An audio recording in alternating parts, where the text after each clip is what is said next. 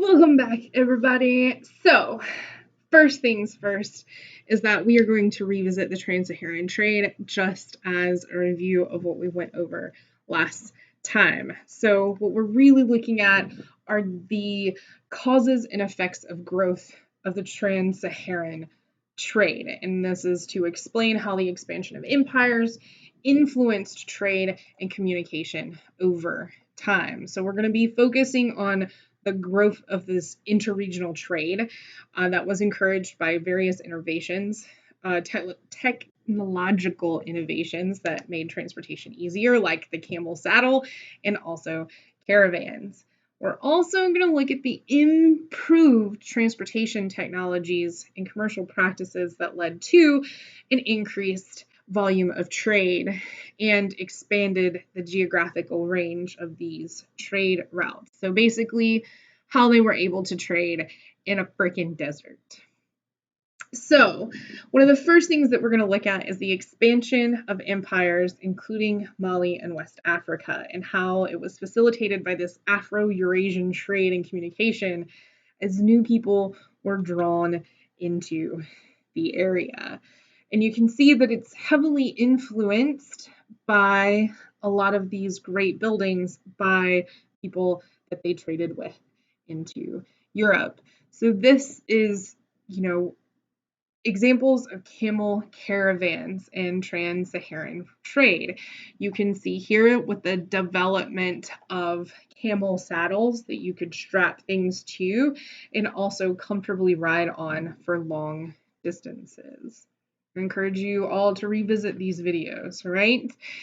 So how were the trans-Saharan trade routes impacted by the spread of Islam and Muslim pilgrimages to Mecca?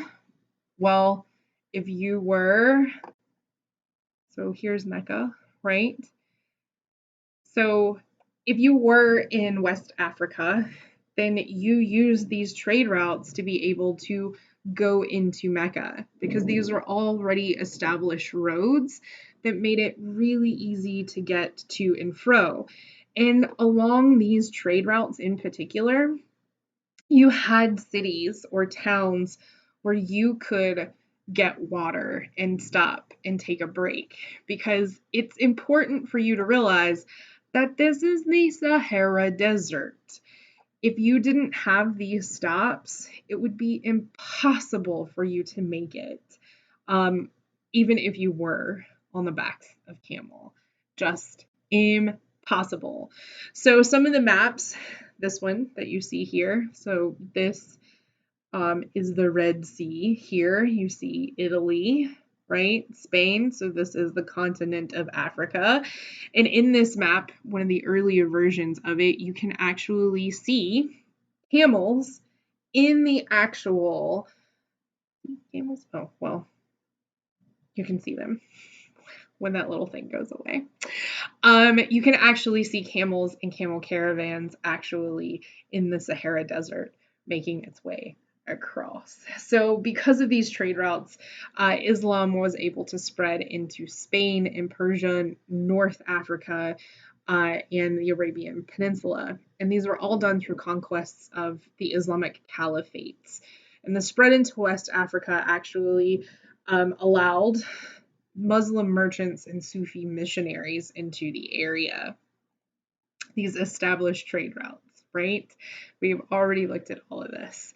We also know that in West Africa, you had the introduction of the camel to North Africa into the Sahara changed everything. It was like a lifesaver because camels could go for 10 days without water. So you wouldn't have to worry about taking enough water for you and your animal, just for you. Merchants would sell gold.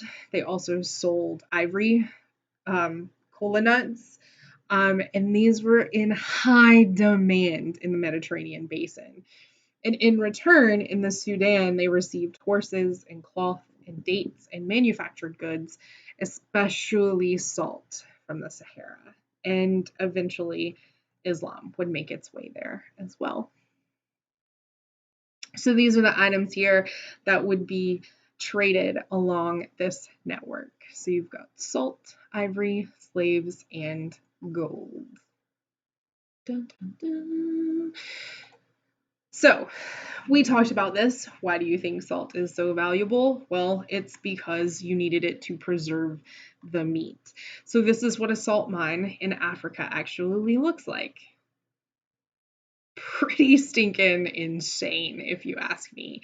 But that's where we get salt. It's considered actually one of the world's toughest jobs. So, I actually encourage you to watch this video on your own.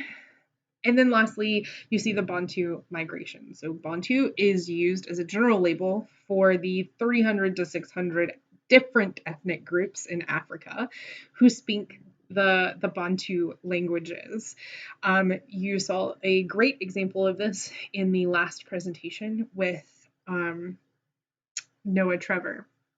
The migration of the Bantu-speaking people facilitated the transmission of different iron technologies and different agricultural technologies throughout sub-Saharan Africa, so the southern part of Africa. And they would settle along the coast, as we saw in the last video. This would be the Swahili coast that would open up into the Indian Ocean trade.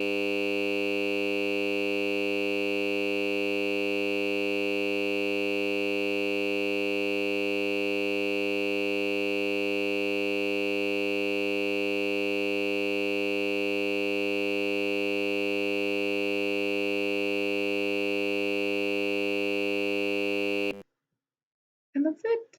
If you need more information, I highly suggest you revisiting Africa from the last unit.